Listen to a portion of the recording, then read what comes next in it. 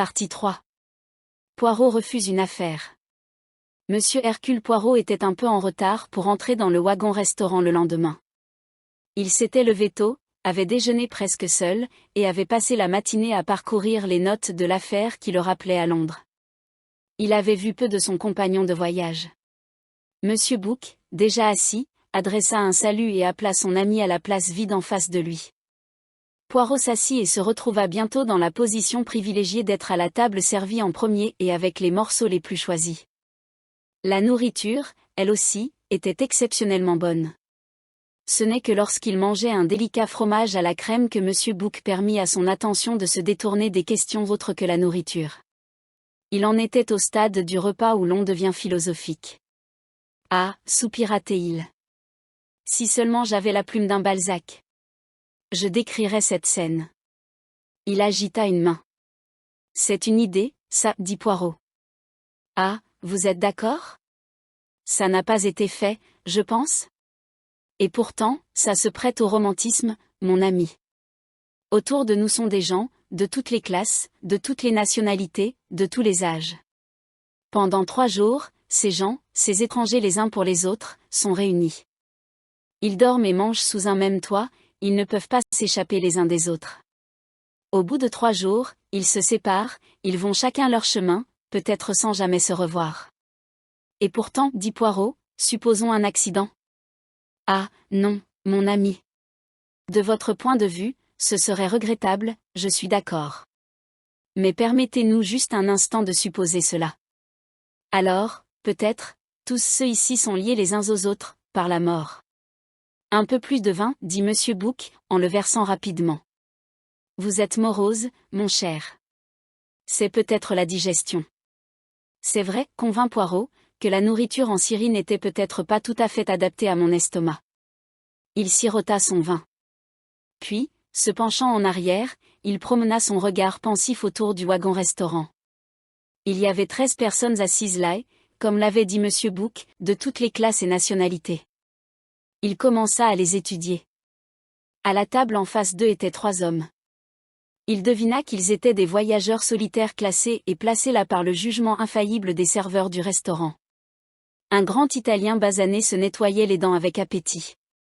En face de lui, un Anglais mince et soigné avait le visage sans expression d'un serviteur bien dressé. À côté de l'Anglais se trouvait un grand Américain en costume voyant, probablement un représentant commercial. « Tu dois le faire en grand, disait-il d'une voix forte et nasillarde.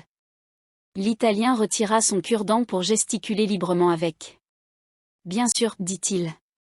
C'est ce que je dis tout le temps. » L'Anglais regarda par la fenêtre et toussa. Le regard de Poirot passa. À une petite table, assise très droite, se trouvait l'une des plus laides vieilles dames qu'il ait jamais vues. C'était une laideur distinguée, elle fascinait plutôt que de repousser. Elle était assise très droite. Autour de son cou, elle portait un collier de très grosses perles qui, aussi improbable que cela puisse paraître, était vrai. Ses mains étaient couvertes de bagues. Son manteau de zibeline était rejeté sur ses épaules. Un petit écharpe béret noir était hideusement inconvenant pour le visage jaune, semblable à celui d'un crapaud, en dessous. Elle parlait maintenant au serveur du restaurant d'une voix claire, courtoise, mais complètement autocratique. Vous seriez suffisamment aimable pour placer dans ma cabine une bouteille d'eau minérale et un grand verre de jus d'orange.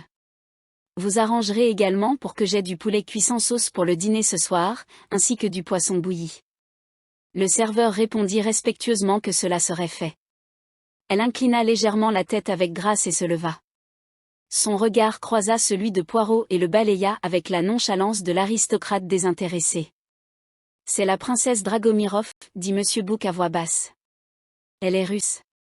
Son mari a réalisé tous ses biens avant la Révolution et les a investis à l'étranger. Elle est extrêmement riche. Une cosmopolite. » Poirot acquiesça. Il avait entendu parler de la princesse Dragomirov. C'est une personnalité, dit Monsieur Bouc. Laide comme le péché mais elle se fait sentir. Vous êtes d'accord ? Poirot était d'accord. À une autre des grandes tables, Marie de Benham était assise avec 2 autres femmes. L'une d'elles était grande et d'âge moyen, vêtue d'un chemisier à carreaux et d'une jupe en tweed. Elle avait une masse de cheveux blondés lavés agencés de manière peu flatteuse en un gros chignon, portait des lunettes et avait un visage long et amical, un peu comme celui d'un mouton. Elle écoutait la troisième femme, une personne âgée, agréable et dodue, qui parlait d'une voix monotone lente et claire, sans montrer aucun signe de pause ou d'arrêt. Et alors ma fille a dit, « Pourquoi, a-t-elle dit, vous ne pouvez tout simplement pas appliquer les méthodes américaines dans ce pays. C'est naturel pour les gens d'ici d'être indolents, a-t-elle dit. Ils n'ont tout simplement pas de fougue en eux, mais malgré tout, vous seriez surpris de savoir ce que notre collège là-bas fait. Ils ont un excellent personnel enseignant. Je suppose qu'il n'y a rien de tel que l'éducation. Nous devons appliquer nos idéaux occidentaux et apprendre à l'Est à les reconnaître. » Ma fille dit. Le train plongea dans un tunnel. La voix calme et monotone fut étouffée. À la table suivante, une petite, était assis le colonel Arbuthnot seul. Son regard était fixé sur l'arrière de la tête de Marie de Benham. Ils ne se tenaient pas ensemble. Pourtant, cela aurait pu être facilement arrangé. Pourquoi ? Peut-être, pensa Poirot, que Marie de Benham avait hésité. Une gouvernante apprend à être prudente. Les apparences sont importantes. Une jeune fille qui doit gagner sa vie doit être discrète. Son regard se déplaça de l'autre côté du wagon. À l'extrémité, contre le mur, se tenait une femme d'âge moyen habillée en noir avec un visage large et sans expression. Allemande ou scandinave, pensa-t-il. Probablement la dame de compagnie allemande. Au-delà d'elle, un couple se penchait en avant et discutait animément. L'homme portait des vêtements anglais en tweed ample, mais il n'était pas anglais. Bien que seul l'arrière de sa tête soit visible par Poirot, sa forme et la carrure le trahissaient. Un grand homme, bien bâti. Il tourna soudainement la tête et Poirot vit son profil.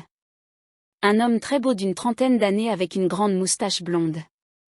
La femme en face de lui n'était qu'une jeune fille, environ 20 ans. Un petit manteau et jupe noires ajustées, un chemisier en satin blanc, une petite toque chic noire perchée à un angle outrageusement à la mode. Elle avait un beau visage étranger, une peau blanche comme la mort, de grands yeux marrons, des cheveux noirs de jais. Elle fumait une cigarette dans un long porte-cigarette. Ses mains manucurées avaient des ongles rouges foncés. Elle portait un gros émeraude serti de platine. Il y avait de la coquetterie dans son regard et sa voix. « Elle est jolie et chic », murmura Poirot. « Mari et femme, n'est-ce pas ?» Monsieur Bouc acquiesça. « Ambassade de Hongrie, je crois, dit-il. Un couple magnifique. » Il ne restait que 2 convives supplémentaires, le compagnon de voyage de Poirot, McQueen, et son employeur, Monsieur Ratchett. Ce dernier était assis en face de Poirot, et pour la 2e fois, Poirot étudia ce visage peu engageant, notant la fausse bienveillance du front et les petits yeux cruels. Sans doute Monsieur Bouc vit-il un changement dans l'expression de son ami. « C'est à votre animal sauvage que vous regardez ?» demanda-t-il. Poirot acquiesça. Alors que son café lui était apporté, Monsieur Bouc se leva. Ayant commencé avant Poirot, il avait déjà fini depuis un certain temps. « Je retourne à ma compartiment, dit-il. Venez me rejoindre plus tard pour converser avec moi. » Avec plaisir. Poirot sirota son café et commanda une liqueur. Le garçon passait de table en table avec sa boîte à argent, acceptant les paiements des additions. La voix de la vieille dame américaine s'éleva, stridente et plaintive. « Ma fille a dit, prends un carnet de tickets de nourriture et tu n'auras aucun problème du tout. » Mais ce n'est pas vrai. Il semble qu'ils doivent avoir un pourboire de 10%, et puis il y a cette bouteille d'eau minérale et une sorte d'eau bizarre aussi. Ils n'avaient pas d'Évian ou de Vichy, ce qui me semble bizarre. Ils doivent, comment dire ? Servir l'eau du pays, expliqua la femme au visage de mouton. Eh bien, ça me semble bizarre. Elle regarda avec dégoût le tas de petites pièces sur la table devant elle. Regardez tout ce truc bizarre qu'il m'a donné. Des dinars ou quelque chose comme ça. Ça ressemble juste à un tas d'ordures. Ma fille a dit. Marie de Benham poussa sa chaise en arrière et partit avec une légère inclination de tête envers les 2 autres. Le colonel Arbuthnot se leva et la suivit. Ramassant son argent méprisé, la femme américaine en fit de même, suivie de l'autre comme un mouton. Les Hongrois étaient déjà partis. Le wagon-restaurant était vide, À l'exception de Poirot, Ratchet et McQueen. Ratchet adressa la parole à son compagnon, qui se leva et quitta le wagon. Puis lui-même se leva, mais au lieu de suivre McQueen, il s'assit de façon inattendue en face de Poirot. « Pouvez-vous me rendre service avec un briquet » dit-il. Sa voix était douce, légèrement nasillarde. « Mon nom est Ratchet. » Poirot s'inclina légèrement. Il glissa sa main dans sa poche et sortit une boîte d'allumettes qu'il tendit à l'autre homme, qui la prit mais n'alluma pas de flamme. « Je crois, continua-t-il, que j'ai le plaisir de parler à Monsieur Hercule Poirot. » Est-ce exact? Poirot s'inclina à nouveau. Vous avez été correctement informé, monsieur. Le détective sentit ses étranges yeux perspicaces l'examiner avant que l'autre ne parle à nouveau.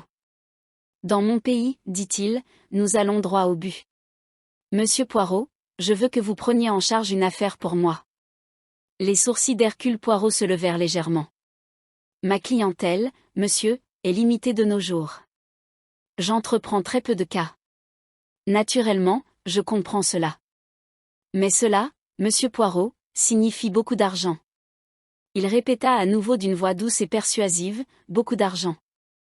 Hercule Poirot resta silencieux une minute ou deux. Puis il dit, que souhaitez-vous que je fasse pour vous, monsieur Ratchet? Monsieur Poirot, je suis un homme riche, un homme très riche. Les hommes dans ma position ont des ennemis. J'ai un ennemi. Un seul ennemi? Que voulez-vous dire par cette question? Demanda Ratchet d'un ton sec. Monsieur, dans mon expérience, quand un homme est en position d'avoir, comme vous le dites, des ennemis, cela ne se résume généralement pas à un seul ennemi. Ratchet sembla soulagé par la réponse de Poirot. Il ajouta rapidement. Eh bien oui, je comprends ce point. Ennemi ou ennemi, peu importe. Ce qui importe, c'est ma sécurité. Sécurité? Ma vie a été menacée, monsieur Poirot. Maintenant, je suis un homme qui sait se défendre assez bien. De la poche de son manteau, sa main fit brièvement apparaître un petit pistolet automatique. Il continua d'un ton sombre, je ne pense pas être le genre d'homme à être pris au dépourvu. Mais, à bien y réfléchir, autant prendre toutes les précautions nécessaires. Je pense que vous êtes l'homme pour mon argent, monsieur Poirot. Et n'oubliez pas, beaucoup d'argent. Poirot le regarda pensivement pendant quelques minutes. Son visage était complètement impassible. L'autre n'avait aucune idée des pensées qui traversaient son esprit. « Je regrette, monsieur, dit-il finalement, que je ne puisse pas vous rendre ce service. » L'autre le regarda avec perspicacité. « Nommez votre prix, alors, dit-il. » Poirot secoua la tête. « Vous ne comprenez pas, monsieur. J'ai été très chanceux dans ma profession. J'ai gagné assez d'argent pour satisfaire à la fois mes besoins et mes caprices. Je n'accepte désormais que les affaires qui m'intéressent. » Vous avez un sacré culot, dit Ratchet. 20 000 $ vous tentent-ils? Ils ne le font pas. Si vous espérez en obtenir plus, vous ne l'aurez pas. Je sais ce que vaut une affaire pour moi. Moi aussi, monsieur Ratchet. Qu'est-ce qui ne va pas avec ma proposition? Poirot se leva. Si vous me permettez d'être franc, je n'aime pas votre visage, monsieur Ratchet, dit-il. Et sur ces mots, il quitta le wagon-restaurant.